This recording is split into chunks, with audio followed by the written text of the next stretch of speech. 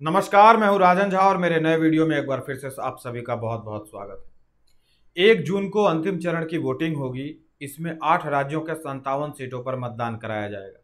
इसके साथ ही लोकसभा चुनाव 2024 की मतदान प्रक्रिया समाप्त हो जाएगी। अंतिम चरण के मतदान से पहले 30 मई को चुनाव प्रचार समाप्त हो गया।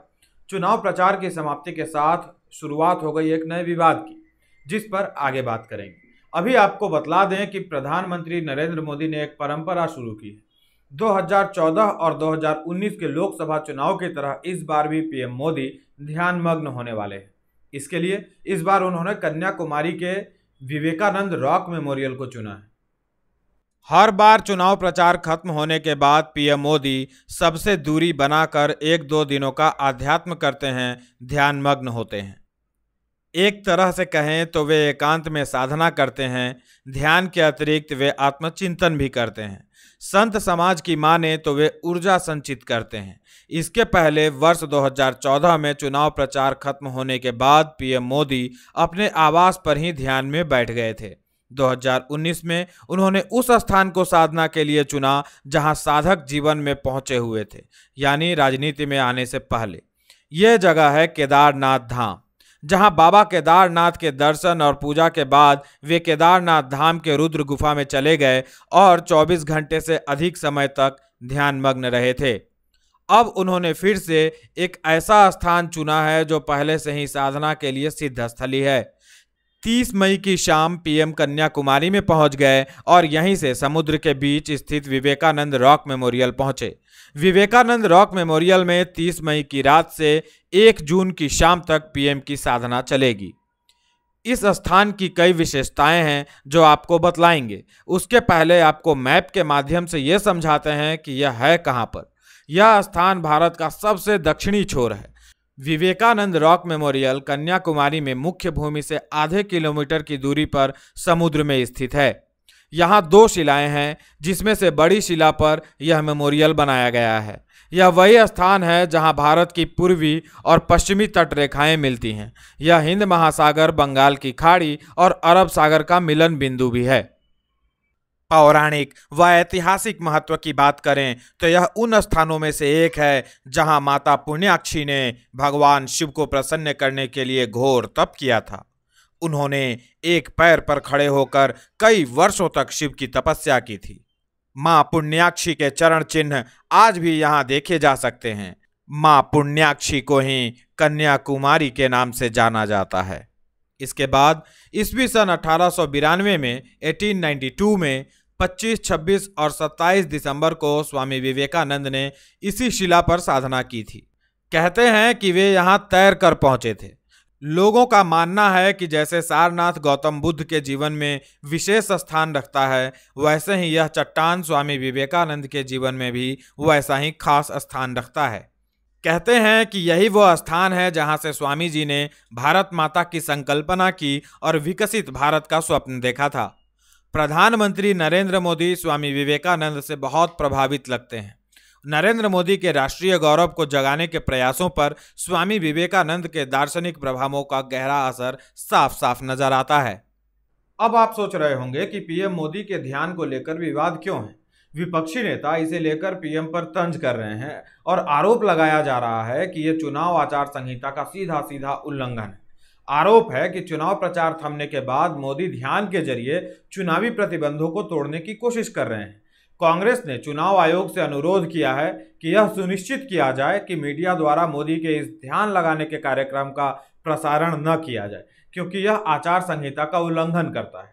उधर तृणमूल कांग्रेस की मुखिया ममता बनर्जी ने कहा है कि यदि मोदी का ध्यान कार्यक्रम प्रसारित हुआ तो पार्टी चुनाव आयोग से शिकायत करेगी। अखिलेश यादव ने तो साधना और साधना स्थल को लेकर अपमानजनक व्यंग कर दिया। पर हमारे देश के प्रधानमंत्री जी मेडिटेशन करने जा रहे हैं। ये मेडिटेशन की जरूरत तो पहले थी, 5 साल पहले या 7 साल पहले, जब आपको देश के लिए काम करना था।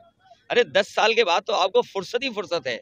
आप जितना चाहोगे उतनी मेडिटेशन कर लोगे। और दूसरा, वहां तो भारत की सीमा खत्म हो जाती है। उसके बाद तो आगे पानी पानी है, पता नहीं कहाँ चले जाएंगे उसके आगे।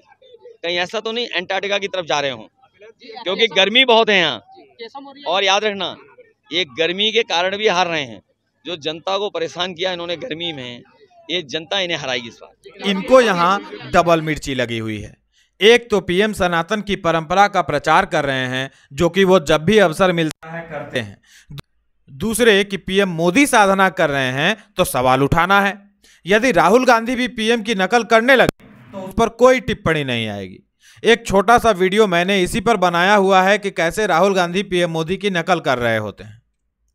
विपक्ष के इस आपत्ति पर पूर्व कांग्रेस नेता आचार्य प्रमोद कृष्णन ने प्रतिक्रिया दी है। देखिए, ये एक धर्म युद्ध है। ये जो 2024 का चुनाव है, ये एक धर्म युद्ध की तरह है। इसमें एक तरफ वो लोग हैं जो धर्म के साथ खड़े हैं, दूसरी तरफ वो लोग हैं जो धर्म को मिटाना चाहते हैं। आसुरी शक्तियों से लड़ने के लिए, आसुरी शक्तियों का विनाश करने के लिए एक आध्यात्मिक शक्ति की जरूरत होती है। और पहले भी प्राचीन काल में जब सुरासुर संग्राम हुआ, देवासुर संग्राम हुआ, जब आसुरी शक्तियां बहुत बढ़ जाती थी तो उनके विनाश के लिए ऋषि मुनि महात्मा साधना करते थे, जप तप और साधन करते थे। तो मुझे लगता है कि एक आध्यात्मिक ऊर्जा को अर्जित करने के लिए नरेंद्र मोदी जी इस समय स्वामी विवेकानंद की शरण में गए। ये आध्यात्मिक चेतना का विषय है, ये आस्था का विषय है। अब ये बात उनकी समझ में नहीं आएगी जिनकी आस्था वेटिकन में है, जिनकी आस्था विदेशों में है। इसीलिए ये मोदी का विरोध कर रहे हैं। हमारे देश में कुछ राजा ऐसे भी हुए हैं जो वैदिक यज्ञों एवं तपस्या के बदौलत इंद्रियों व मन को वश में कर प्रजा का पालन करते थे। कहते हैं कि तपस्वी राजाओं के शासन में ही पृथ्वी प्राकृतिक आपदाओं व अपराधों से मुक्त विकास में सहाय सिद्ध होती है। ऐसे में उनसे सीखने की जगह विपक्षी नेता इस पर राजनीति करके अपने बचे हुए पैर पर कुल्हाड़ी मार रहे हैं और उसे भी खत्म करने की कोशिश कर रहे हैं। विपक्ष कानून की दुहाई दे रहा है, पर आपको बता दें कि इस पर कानून क्या कहता है। दैनिक जागरण की रिपोर्ट के अनुसार चुनाव के दौरान प्रधानमंत्री के ध्यान लगाने के कार्यक्रम पर चुनाव कानून के तहत कोई रोक नहीं है। जिस जनप्रतिनिधित्व अधिनियम 1951 की बात हो रही है, उसके अनुसार मतदान से पहले साइलेंट पीरियड के दौरान सार्वजनिक बैठकों या जनता के बीच चुनाव प्रचार पर रोक है, किसी साधना या तपस्या पर नहीं।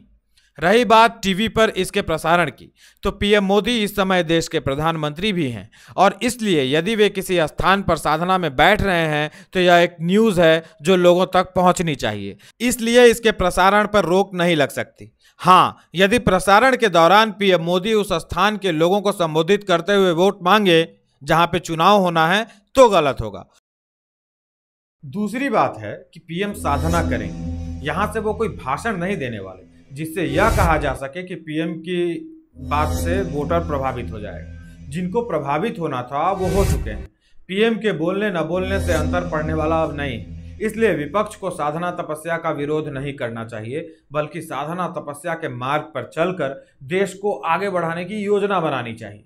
अन्यथा धीरे धीरे अपनी संस्कृति से लगाव रखने वाले सभी हिंदू इनसे कट जाएंगे और विपक्ष मजहब विशेष के लोगों का ठिकाना बनकर रह जाएगी। आज के लिए इतना ही, मिलेंगे अन्य वीडियो के साथ। वीडियो को लाइक कर दीजिए, चैनल को सब्सक्राइब कर लीजिए और सहायता के लिए QR कोड को स्कैन कर लीजिए। जुड़े रहने के लिए आप सभी का बहुत बहुत आभार, बहुत बहुत धन्यवाद।